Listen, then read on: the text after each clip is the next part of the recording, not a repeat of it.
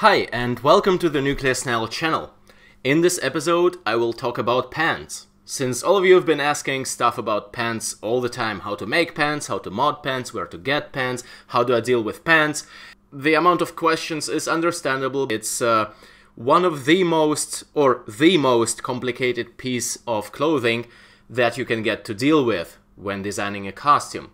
Pants have to fit precisely, otherwise you either get a saggy ass, or you can't move, or it gets awkward, or it pinches you in the crotch. Pants can be a literal pain in the ass. The way I'm dealing with pants, and it is certainly not the only way to deal with pants, but that is the way I prefer, is just getting some cheap-ass cargo pants from an army store, from internet, from a flea market, and then distressing them, and achieving the rest of the look by adding cool stuff on top of the pants.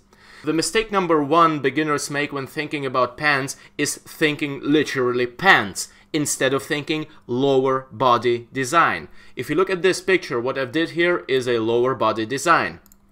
It is not just about those pants. So what I did to the pants themselves after acquiring those is use the techniques from my video about permanent grunge and dirt effects. You can find that one in my video list on my YouTube channel. And adding this stencil right here, the A17. You can see it closer here. I also have a video about applying stencils to fabrics and to hard surfaces, also in my video list. So this is it. Those are the two things I did to the pants themselves here. Grunge and dirt effects and a stencil. The rest of this whole cool look comes from stuff that is on the lower body, but is not literally pants. That stuff lives on top of the pants. You can see those knee guards right here, the belt with the thigh bag, and all of those accessories. So let's go through. Here is, you can see there is like a lot of detailed pictures from this work, and just a couple of those cover the pants themselves, because again, think lower body design, do not think pants. When you're thinking pants, why aren't you instead thinking kilt? Kilts are cool as fuck. One day I will make a post-apocalyptic Scottish costume with a kilt.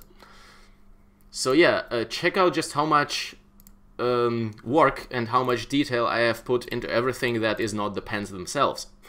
So here is my secret to dealing with pants. If that's what you wanted to know, you can stop watching the video right now, but I have some more advice for you, so you can also keep watching. Let's see a couple of more examples. Here you can see my old pants, just dirtied up pants with some armor on top of them. The armor makes the look. Here you can see that I'm wearing those elaborate bags around my belt area. When designing a character, when designing an outfit, the belt area and the shoulder area are the most important ones. Actually, in the other order. The shoulder area is the most important one, shoulder and chest, then comes the belt. Because if you have those two areas covered, then you can leave many of the other areas as rest areas. If you want to understand better what I mean when I say rest area, go to my video channel and check out the rest areas and detail areas video. Or I think it was called detail areas and rest areas. I explain there in detail what I mean by that. So in a nutshell, it means if you have an elaborate belt system, then you can leave your thighs less elaborate. Let's take this example. So it's the same pants you've seen before. You can see that the pants themselves are just distressed. You can see I've sewn up some holes as soon as they started appearing. You can of course accelerate that process, you know, tear them up and sew them back together, because that looks completely authentic, because this is what you would do to your pants in a post-apocalyptic scenario if you didn't have a chance to get better pants or just a new pair of pants. And here you can see a piece of red fabric wrapped around my leg. And that one I have actually fastened to my pant leg with a few stitches, so it doesn't unwrap and always stays in place, because otherwise it would be just a huge pain in the ass. Let's get to these pants. Let's deconstruct, because deconstructing something visually, naming the elements that you see in a picture, in an artwork, helps you understand how it was constructed. So it's all not that hard to understand how it was made. So first of all, we have those bags on some leather piece attached to the pants. I've bolted them to the pant leg. It has the advantage that it doesn't shift around. It will stay just there. But it also has the disadvantage that it becomes less modular. I will make a separate video about modularity at some other point. Then we have a belt right here with some decoration clips. They don't do much, they're just hanging there, being all cool and stuff.